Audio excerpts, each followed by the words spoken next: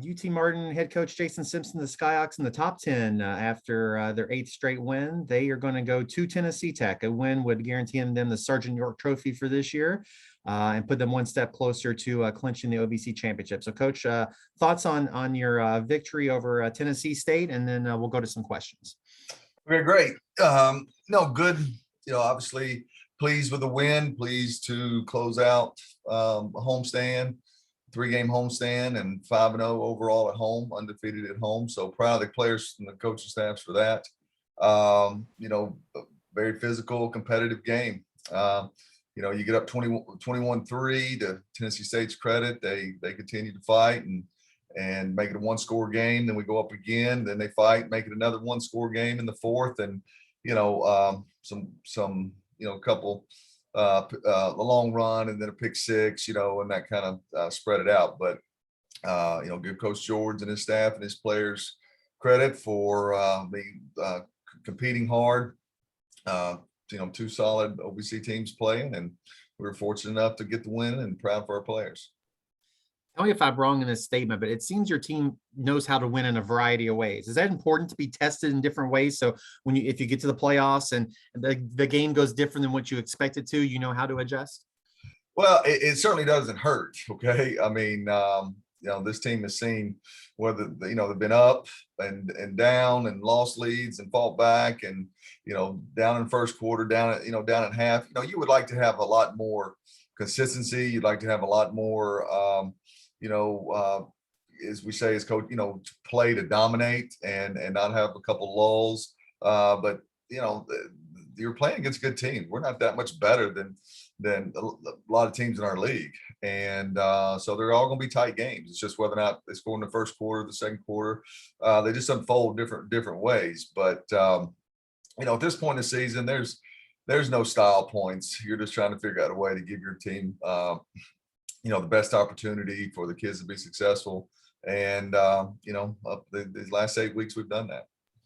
We probably had 3 of the best defensive performances individual that I've seen. John Ford was the one who he didn't get player of the week honors, but 12 tackles and he had that interception to solidify the game. Can you talk about like what he did on a day where there were lots of great performances in the OVC? No, you're right. And, proud of John. John's a developmental kid in our program. What I mean by that is, he was a defensive end in high school out of Nashville. And our staff did a great job identifying him and, making that transition to that linebacker position. He's really coming to his own this fall. This spring was his first time to start multiple games for us. He's already graduated.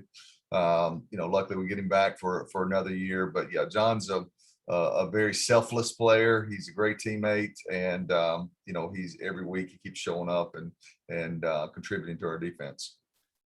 Dan, who is with Prairie State Pigskin, he has a question for you. So go ahead, Dan. Morning, Coach. I appreciate your time.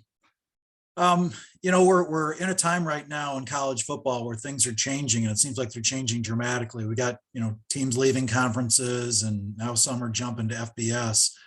In your time as a coach, whether it was a head coach or assistant, have you seen a time this kind of, I don't know if unsettling is the right word, but it's definitely chaotic? No, you're right. I guess I'm on my 25th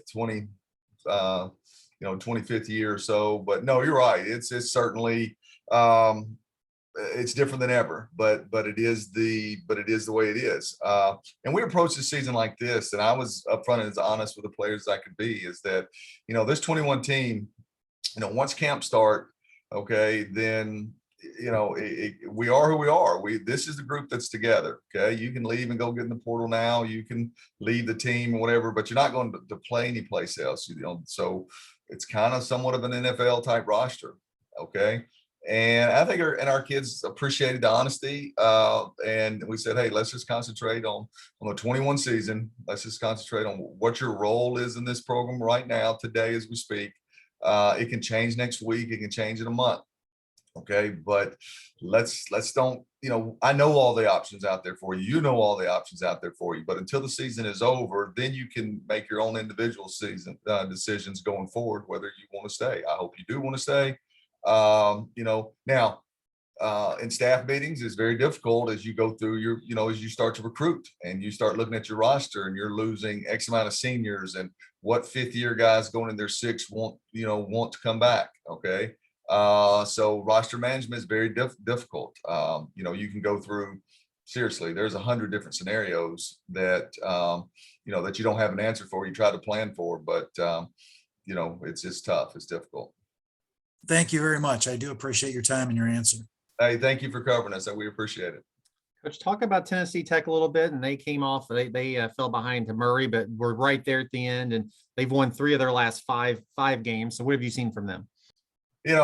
First, I think a lot of Dwayne and and his program and enjoy competing against him because I know, him.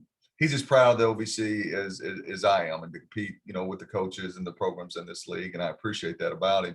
His team plays hard. Okay, turn the tape on. His kids play hard.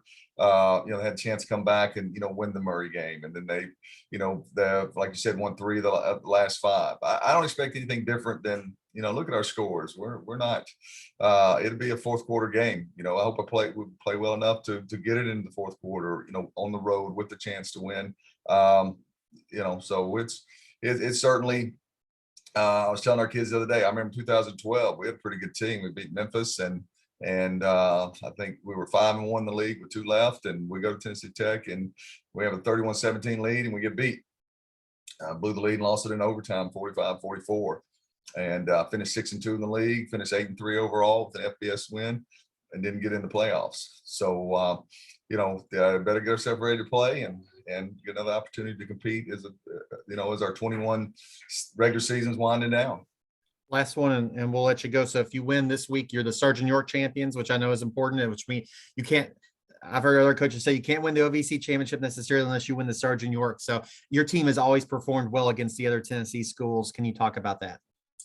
Well, I could dispute that because I, in my mind, we've won it several times and hadn't been in. I want to be a part of the committee that rewrites the rules for that, okay, of where that trophy goes. And I say that kind of tongue in cheek, Kyle, because that's important to me. 16 years here, that was something that we always highlighted, that we wanted that Sergeant York trophy here physically in the building. Now, we controlled our own destiny. There was just, what has it been, 4 or 5 times where we're 2-1, and beat the team that actually physically had the trophy in their building, but due to tiebreaker scenarios, it didn't get to come home with us. So no, I want that trophy back. I want it physically in this building, and I think it's a cool thing. And I relay that to our players on a daily and weekly message.